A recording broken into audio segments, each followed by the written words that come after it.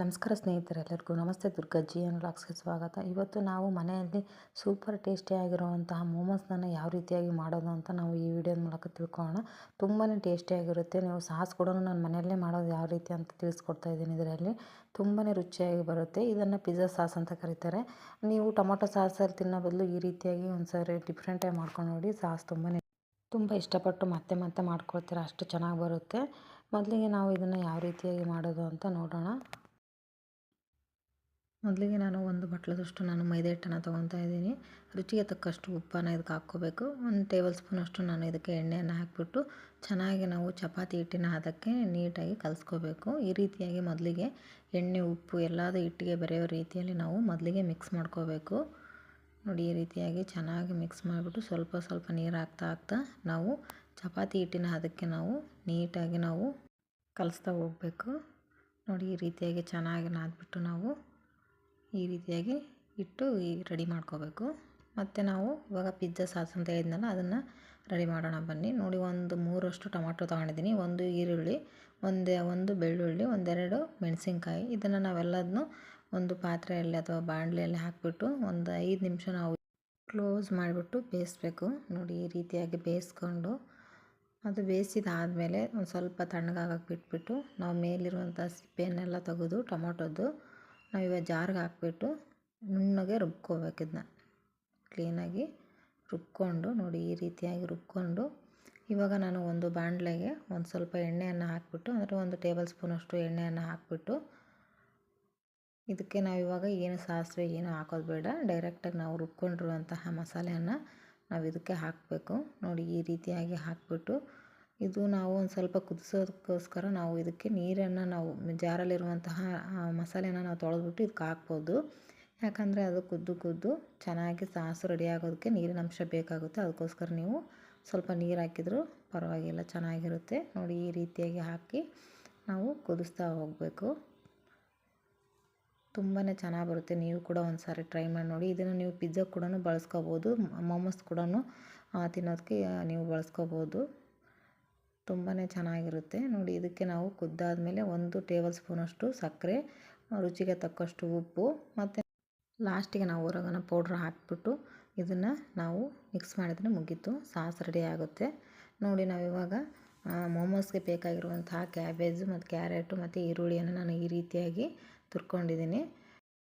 ಮೊದಲಿಗೆ ಒಂದು ಬಾಣಲೆಯನ್ನು ತೊಗೊಂಡ್ಬಿಟ್ಟು 2 ಟೇಬಲ್ ಸ್ಪೂನಷ್ಟು ನಾನು ಎಣ್ಣೆಯನ್ನು ಹಾಕ್ತಾಯಿದ್ದೀನಿ. ಇದಕ್ಕೆ ನಾವು ಸಾಸಿವೆ ಜೀರಿಗೆ ಏನು ಹಾಕಬಾರ್ದು. ಕುಟ್ಟಿರುವಂತಹ ಶುಂಠಿ ಮತ್ತು ಬೆಳ್ಳುಳ್ಳಿ ಪೇಸ್ಟನ್ನು ನಾವು ಇದಕ್ಕೆ ಹಾಕಬೇಕು. ಅದು ತುಂಬಾ ರುಚಿ ಕೊಡುತ್ತೆ. ಒಂದು ಸ್ವಲ್ಪ ಶುಂಠಿಯನ್ನು ಜಾಸ್ತಿ ಹಾಕಿರಿ, ಬೆಳ್ಳುಳ್ಳಿ ಒಂದು ಸ್ವಲ್ಪ ಕಡಿಮೆ ಆದ್ರೂ ಶುಂಠಿ ಒಂದು ಸ್ವಲ್ಪ ಜಾಸ್ತಿ ಇದ್ದರೆ ತುಂಬಾ ಚೆನ್ನಾಗಿ ಟೇಸ್ಟ್ ಕೊಡುತ್ತೆ. ನೋಡಿ, ಈ ರೀತಿಯಾಗಿ ನಾವು ಚೆನ್ನಾಗಿ ಅದನ್ನು ಮಿಕ್ಸ್ ಮಾಡಿಬಿಟ್ಟು ಇವಾಗ ಹೆಚ್ಚಿಟ್ಕೊಂಡಿರುವಂತಹ ಈರುಳ್ಳಿಯನ್ನು ಇದಕ್ಕೆ ಹಾಕಿ ಬಾಡಿಸ್ಬೇಕು. 1-2 ನಿಮಿಷ ಚೆನ್ನಾಗಿ ಈ ರೀತಿಯಾಗಿ ಬಾಡಿಸ್ಕೋಬೇಕು. ಕೆಲವರು ಇದಕ್ಕೆ ಪನ್ನೀರ್ ಕೂಡ ಹಾಕ್ಕೊತಾರೆ, ಅದು ಕೂಡ ಒಂಥರ ಟೇಸ್ಟ್ ಚೆನ್ನಾಗಿರುತ್ತೆ.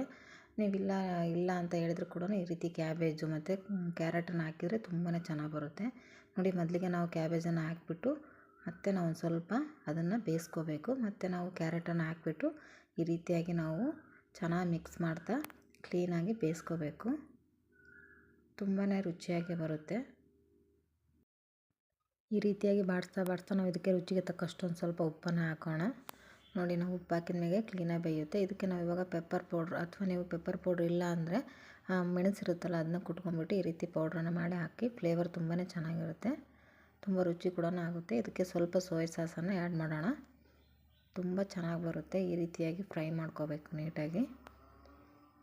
ನೋಡಿ, ಇವಾಗ ಮೋಮೋಸ್ಗೆ ತುಂಬುವಂತಹ ಮಸಾಲೆ ರೆಡಿ ಆಯಿತು.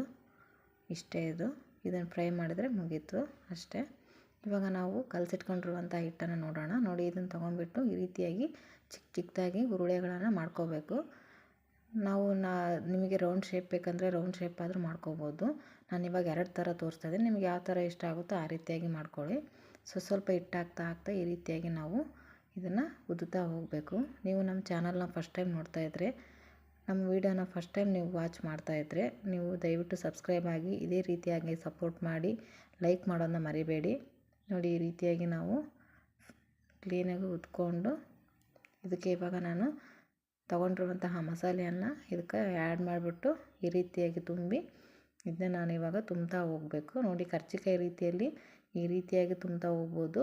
ನೀವು ತುಂಬಾ ಚೆನ್ನಾಗಿ ಬರುತ್ತೆ. ನೀವು ಈ ರೀತಿ ಆದರೂ ಮಾಡ್ಕೊಳ್ಳಿ, ಅಥವಾ ಇವಾಗ ನೋಡಿ ತೋರಿಸ್ತಾ ಇದ್ದೀನಿ ರೌಂಡ್ ಶೇಪ್ ಬೇಕಂದ್ರೂ ಕೂಡ ನೀವು ರೌಂಡ್ ಶೇಪಾಗಿ ಕೂಡ ನೀವು ಈ ರೀತಿಯಾಗಿ ಮಾಡ್ಕೋಬೇಕು.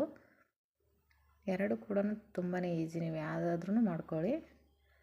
ನೋಡಿ ನಾನು ಈ ರೀತಿಯಾಗಿ ಮಾಡ್ಕೊಂಡ್ಬಿಟ್ಟು ಇವಾಗ ಇದನ್ನು ಒಂದು ಪಾತ್ರೆಗೆ ನಾನು ನೀರನ್ನು ಹಾಕಿಬಿಟ್ಟು ಅದ್ರ ಮೇಲೆ ನಾವು ಈ ರೀತಿಯಾಗಿ ನೀವು ಕಾಳು ಬಸಿ ಹಾಕೋಂತಿರುವಂತಹ ಪಾತ್ರೆನಾದರೂ ತೊಗೊಳ್ಳಿ, ಇಲ್ಲ ಇಡ್ಲಿ ಸ್ಟ್ಯಾಂಡ್ ಭಾಳ ಇದ್ದರೆ ಇಡ್ಲಿ ಸ್ಟ್ಯಾಂಡ್ ತೊಗೊಳ್ಳಿ, ಇಲ್ಲ ಸ್ವಲ್ಪ ಇದ್ದಾವೆ ಅಂದರೆ ನೀವು ಈ ರೀತಿಯಾಗಿ ಕಾಳನ್ನು ನಾವು ಬಸಿ ಹಾಕ್ತೀವಲ್ಲ ಅದೇ ರೀತಿಯಾದಂತಹ ಈ ರೀತಿ ತೊಗೊಂಡ್ಬಿಟ್ಟು ಪಾತ್ರೆನ ಅದರಲ್ಲೇ ಬೇಯಿಸಿದರೆ ತುಂಬಾ ಚೆನ್ನಾಗಿ ಬರ್ತವೆ. ನೋಡಿ ಇವಾಗ ಸೂಪರ್ ಟೇಸ್ಟಿಯಾಗಿರುವಂತಹ ಮೋಮೋಸ್ ರೆಡಿ ಆಯಿತು. ತುಂಬಾ ರುಚಿಯಾಗಿ ಬರ್ತವೆ. ನೀವು ಮನೆಯಲ್ಲಿ ಒಂದು ಸಾರಿ ಟ್ರೈ ಮಾಡಿ ನೋಡಬೇಕು, ಅಷ್ಟು ರುಚಿಯಾಗಿರ್ತವೆ. ನಿಮಗೆ ಈ ವಿಡಿಯೋ ಇಷ್ಟ ಆದರೆ ಲೈಕ್ ಮಾಡೋದನ್ನ ಮರಿಬೇಡಿ. ಅದೇ ರೀತಿಯಾಗಿ ಸಪೋರ್ಟ್ ಮಾಡಿ, ಸಬ್ಸ್ಕ್ರೈಬ್ ಆಗೋದನ್ನ ಮರಿಬೇಡಿ. Thank you.